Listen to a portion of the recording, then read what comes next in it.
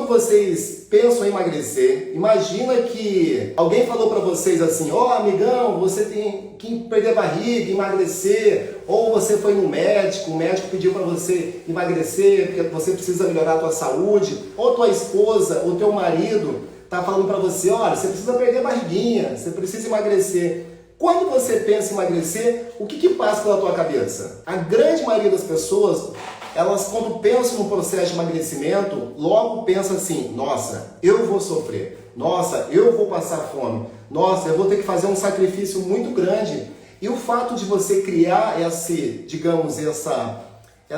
medo, esse grande obstáculo, o fato de acontecer isso, você já fica com medo daquilo que vai por vir, que vai acontecer, e você nem começa. Porque você, na tua cabeça, você já imagina que você vai sofrer, que vai ter um grande sacrifício, que você vai ter que passar fome, que você vai ter que comer igual um passarinho, comer peito de frango e alface o dia todo. Vai passar pela tua cabeça também que você tem que ficar com a balancinha pesando comida a toda hora, não é assim? Ou vai passar pela tua cabeça também que você tem que ficar fracionando, contando calorias, não é isso? Então imagina só, por que é tão difícil pra gente? Porque a gente fica imaginando que o processo de emagrecimento tem que ser esse. Pegar, contar calorias, colocar dentro do aplicativo. Eu já fiz muito isso há 15 anos atrás, antes de saber o que eu sei hoje. Não é assim que a gente imagina? Que esse processo todo, e é claro, um processo desse, da qual a gente tem que fazer tudo isso, isso é dar um tiro no pé. Dificilmente a gente consegue sustentar isso. O que eu quero falar para vocês hoje? Que se você hoje está pensando em emagrecer e tem que passar por esse sacrifício todo, bem provável que você não vai conseguir sustentar isso por muito tempo. Então eu quero trazer para vocês aqui hoje que a forma tradicional de emagrecimento está totalmente falida. É isso mesmo, a forma tradicional de emagrecer, quando você busca hoje um profissional de emagrecimento, um profissional para tentar emagrecer, 90% das pessoas usam duas estratégias que estão totalmente falidas. A primeira estratégia que as pessoas usam, quando você procura um profissional, 90% dos profissionais pensam assim, bem, o que a gente vai fazer com essa pessoa? Ela precisa emagrecer 10 quilos aqui. E muita gente fala assim, bem, vamos fazer o seguinte, vamos fazer uma coisa chamada restrição calórica, não é? 90% aqui dos profissionais da internet só falam sobre isso, restrição calórica. Então, para quem não sabe o que é uma restrição calórica, é o seguinte, você vai ver, a gente vai ver a tua idade, ver o teu peso, ver aquilo que você faz no teu dia a dia, o teu trabalho, vai ver o exercício físico que você faz e a gente tem uma noção básica do teu gasto calórico diário. Isso a gente chama de um gasto diário de calorias. Então, imagina que você gasta 2.000 calorias por dia. Aí a pessoa pensa assim, bem, vamos fazer déficit calórico. Aí a pessoa faz as contas e faz você comer, por exemplo, 1.500 calorias por dia. Aí, olha que legal, quando você faz isso, você vai emagrecer, você está comendo 500 calorias a menos daquilo que você supostariamente deveria comer. Você vai comer 500 calorias a menos daquilo que o teu corpo está necessitando. Quando você faz isso, você emagrece. Mas emagrece a que custo? Primeiro, isso não funciona por quê?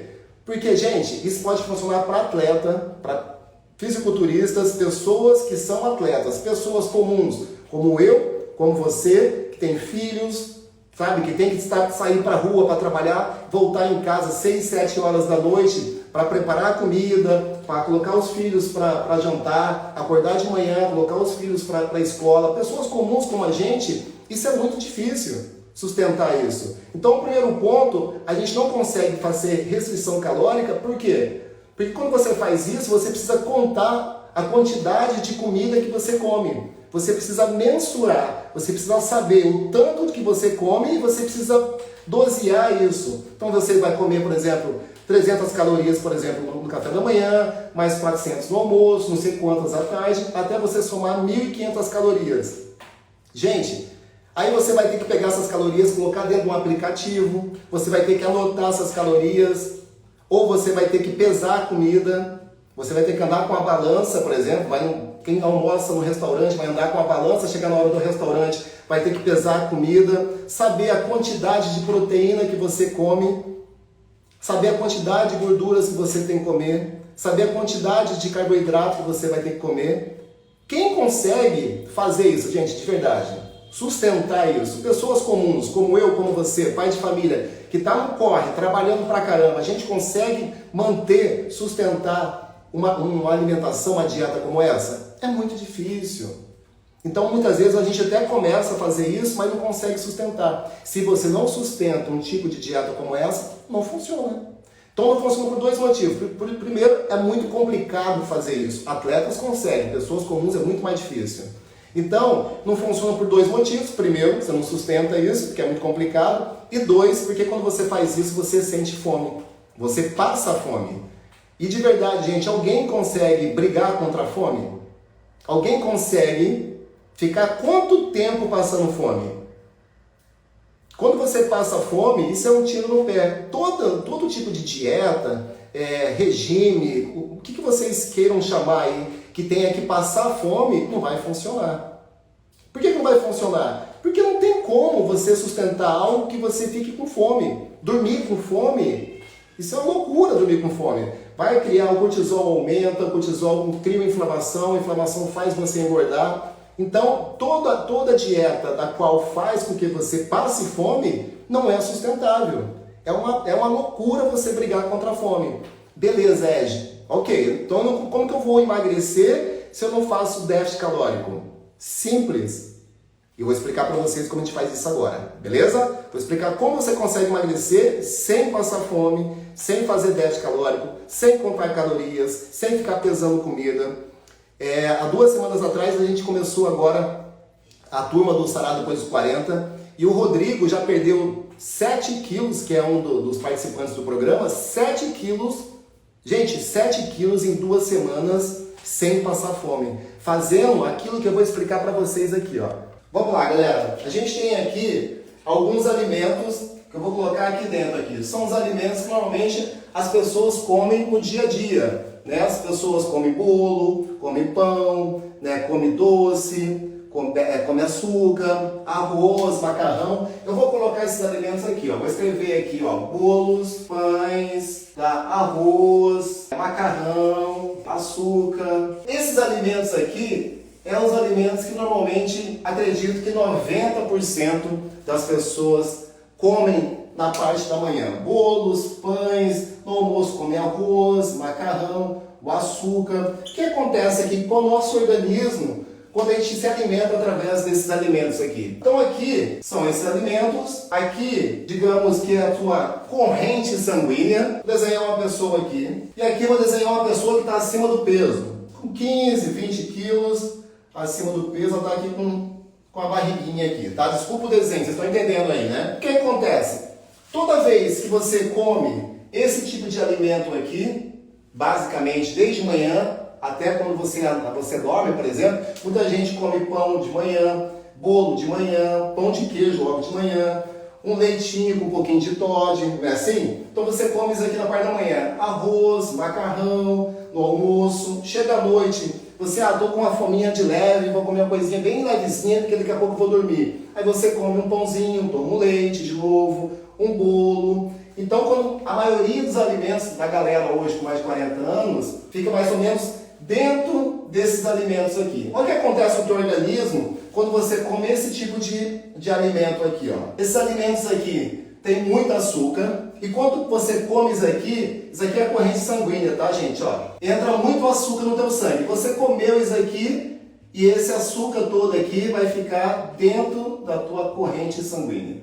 Basicamente isso aqui, ó. Beleza, o que acontece com isso aqui? Quando cai esse monte de açúcar na tua corrente sanguínea, o teu corpo fala assim, caramba, esse monte de açúcar aqui, ele vai pegar um pouco desse açúcar, vai transformar em glicose e vai levar para o teu corpo em forma de energia, beleza? E vai distribuir para o teu corpo, mas a grande maioria desses alimentos aqui, a gente não consegue utilizar em forma de energia. O teu corpo ele faz o seguinte, caramba, esse monte de açúcar aqui está fazendo mal, porque isso aqui, bolo, pão, arroz, macarrão, açúcar, excesso de frutose, por exemplo, isso se converte tudo em açúcar, beleza? Não é só açúcar que é açúcar. Isso aqui, quando você come, também transforma açúcar no seu corpo. Então, quando cai isso aqui na tua corrente sanguínea, ele vai utilizar algumas coisas aqui, algum tipo de glicose, mas a grande maioria aqui não consegue. Se você é um atleta, até vai, mas se você é uma pessoa comum como eu, com a maioria das pessoas que me seguem aqui,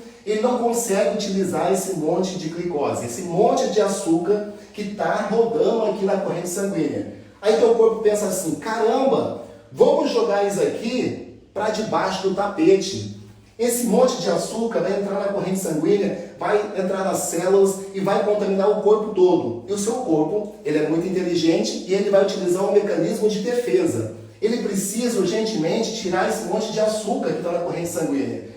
Aí ele faz um procedimento muito interessante, mais uma mágica do corpo aqui, ele pega esse açúcar que está aqui e joga para baixo do tapete. Ele quer esconder, ele quer deixar escondido isso. E ele pega esse açúcar aqui e transforma esse açúcar aqui em gordura e vai direto, principalmente, no teu tecido adiposo. Então, ou seja, barriga, nas pernas, nos braços, aonde tiver lugar para armazenar gordura, ele vai transformar. Esse mecanismo é um mecanismo chamado, eu não quero dar aula de biologia, nem fisiologia, só para vocês entenderem, e chama lipogênese,